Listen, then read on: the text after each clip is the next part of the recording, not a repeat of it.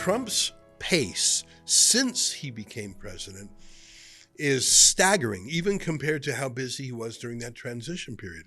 They typically talk about the first 100 days of a president's term. In the case of Trump, it's the first 100 hours. Seriously, I found it thrilling to watch him sign so many executive orders. I think there were about 200 of them in the first few days, obviously meticulously drafted in advance, ready to go on that first day. But sometimes an executive order is just a piece of paper. To take that piece of paper into action, well, that's been so exciting. For example, to have the U.S. military deployed on the southern border with Mexico.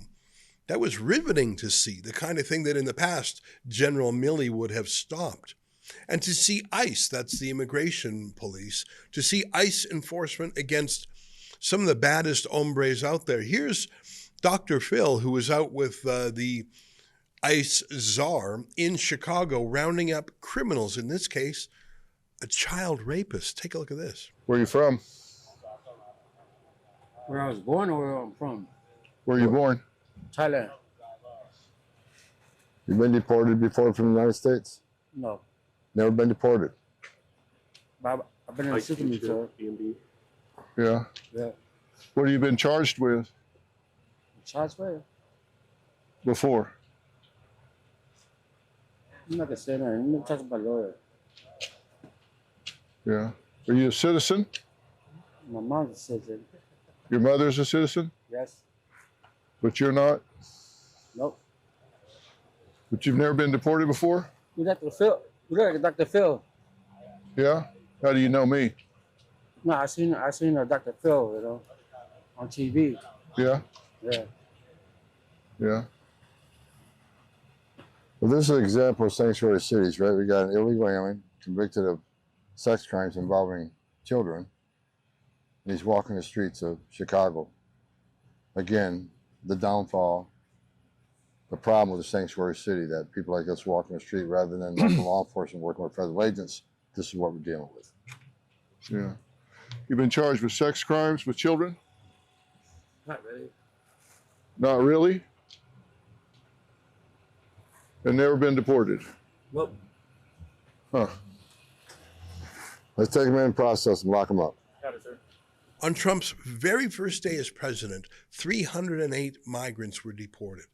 It's been thousands more since then. Now, by the way, those are still rookie numbers. If you're going to deport 10 million people over 4 years, do the math. You need thousands and thousands per day.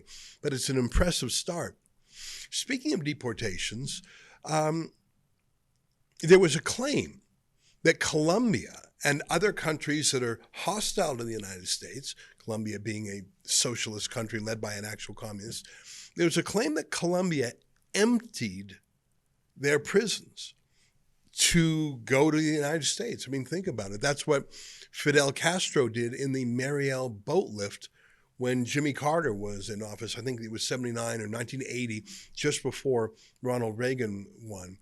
About 120,000 migrants came from Cuba. Now, some of them were indeed political prisoners. Some of them were freedom activists that Castro was happy to kick out of Cuba. But along with that, Castro emptied the prisons of murderers and rapists and thieves. And he emptied the insane asylums, people who were simply mad. And he sent them all to America saying, you want us to release people? Here you go. He sent some wonderful people, freedom fighters, but many of the most awful people around. It was the idea behind the movie Scarface with Al Pacino. Here's a flashback of that. Obviously, this is a fictional movie, but based on the Mariel boat lift. ¿Cómo se llama? Antonio Montana. And you? What you call yourself? Where'd you learn to speak the English, Tony? In a school. And my father, he was from the United States. Yeah, just like you know. He was a Yankee. He used to take me a lot to the movies, you know. I learned. I watched the guys like Humphrey Bogart, James Cagney. They teach me to talk. I like those guys. I always know one day I'm coming here, United States. So where's your old man now? He dead. He died. Sometime somewhere. Mother? She dead too. What kind of work you do in Cuba, Tony? Things I was, this construction business. I work a lot with my hands. I was in the army. As I showed you with Tom Homan in the field with Dr. Phil, criminal illegal migrants have been the first to go. That is, every illegal immigrant is a lawbreaker, but those who actually committed secondary crimes as well, like rape, they have been targeted as the priority deportees. And there's been incredible images of them being loaded onto military planes and flown to their home country, including to Colombia, which allegedly emptied its prisons in a Castro-like move. So planes were en route to Colombia. And according to the U.S. administration, this was all approved and authorized. But then the Colombian president balked. He refused to allow the planes of deported Colombian citizens, who the U.S. says are criminals, he refused to let the plane in. Well, Donald Trump, he was playing a round of golf, so I'm not going to say he never takes a break. He heard about it, and he put out a tweet, or actually it was a post on Truth Social, his own social media platform. Now, I want to read to you every single word. It's about a 2-minute read. And this was put out in between rounds of golf. So just to set the table, you have criminal Colombian citizens being deported on a plane that has been authorized to land in Colombia. They have the right to return to Colombia. They're Colombian citizens. They were illegally in America, and they were accused of crimes in America. The president of Colombia says, no thanks. Here's how Trump reacted. I'm going to read every single word.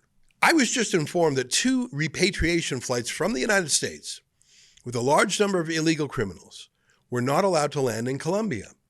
This order was given by Colombia's socialist president, Gustavo Petros, who is already very unpopular amongst his people.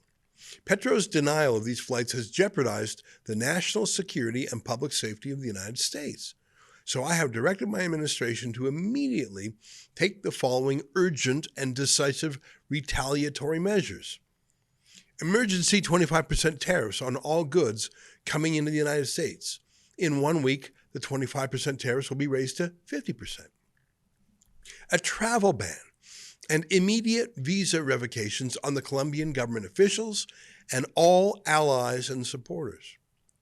Visa sanctions on all party members, family members, and supporters of the Colombian government. Enhanced customs and border protection inspections of all Colombian nationals and cargo on national security grounds. IEEPA Treasury, banking, and financial sanctions to be fully imposed. These measures are just the beginning. We will not allow the Colombian government to violate its legal obligations with regard to the acceptance and return of the criminals they forced into the United States. He put this out in the middle of playing golf. This is diplomacy by tweet or by Truth Social Media. I'll tell you one thing. That got Colombia's attention. They thought they would flick Trump in the nose. Trump is a man on a mission. And by the way, Trump is legally correct. You can't approve and authorize flights and then deny them. And by the way, these are your citizens. You must retake them. Well, here is the reply. Less than 1 hour later. I mean, imagine, and this was on the weekend. Imagine under Joe Biden. Joe Biden wouldn't have cared. He would have accepted this act of impudence, and he wouldn't have even known. Some staffer would have dealt with it, and they would have been very risk averse. Trump absolutely poked back on social media. Why go through any more formal means? And reading that, I imagine every single big shot in Colombia, political, business, sports, entertainment, said, what? I can't go to the United States anymore? Because Trump was basically saying, if you don't accept the ground rules for how we travel and visit each other, including sending home your criminal migrants, then if you're throwing out those rules, we're going to throw them out too. You started it. Here's what Gustavo Petros wrote, and I'm going to read part of it. This is a rough translation. The government of Colombia, under the direction of President Gustavo Petros, has dispatched the presidential plane to facilitate the dignified return of compatriots who were to arrive in the country in the early hours of the morning, coming from deportation flights. The measure demonstrates the commitment of the government to ensure dignified conditions for our compatriots. Despite the challenges, they have not been stripped of their rights, nor have they been expelled from Colombian territory. Additionally, the government has convened a unified command post on migration, in which representatives from the Ombudsman's Office, the Ministry of Foreign Affairs, and the Presidency of the Republic will participate. This body will act as an objective observer to ensure the dignified treatment of deported Colombians, guaranteeing that the procedures respect human rights and the integrity of each person. Likewise, the government of Colombia maintains active conversations with the government of the United States, seeking agreements that ensure minimal conditions of respect and dignified treatment for our compatriots during deportation processes, blah, blah, blah. So he absolutely capitulated, but he framed it as, well, returning these criminals in a military jet was not dignified enough. That's why we were really upset. So let me send my private jet to take these accused murderers and rapists home. He was trying to spin it. But in other words, it was a total capitulation in less than an hour. If he wants to send his personal private jet to pick up his country's criminals, so be it. He has an obligation to do so. And if not, why should America take any more Colombians of any sort? And if they were criminals, why would he insist America keep them? Does he think Trump is Jimmy Carter or something? So he absolutely capitulated. By the way, Trump said he's going to keep some of those conditions in effect until the plane actually lands with the deportees back in Colombia. After writing that sort of official collapse, he wrote a very long rant that should have been started with "Dear Diary." Now, again, this is translated into English. It's a little kooky. You know what? If you have the time, you should find and read the whole thing. I enjoyed reading the whole thing. It's a little bit poetic. It's a little bit sad. It's a little bit emotional. It's a little bit, I don't know.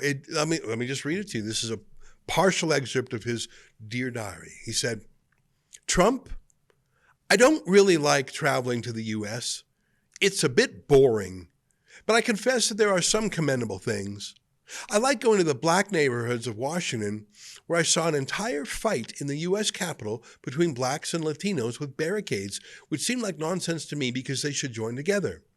I confess that I like Walt Whitman and Paul Simon and Noam Chomsky and Miller. I confess that Sacco and Vanzetti, who have my blood, are memorable in the history of the USA, and I follow them. They were murdered by labor leaders with the electric chair, the fascists who were within the USA, as well as within my country. I don't like your oil, Trump. You're going to wipe out the human species because of greed. Maybe one day over a glass of whiskey, which I accept, despite my gastritis. We can talk frankly about this, but it's difficult because you consider me an inferior race, and I'm not, nor is any Colombian." And it goes on and on and on. Hey, fair enough. Let the guy rant. I don't really know what he's saying.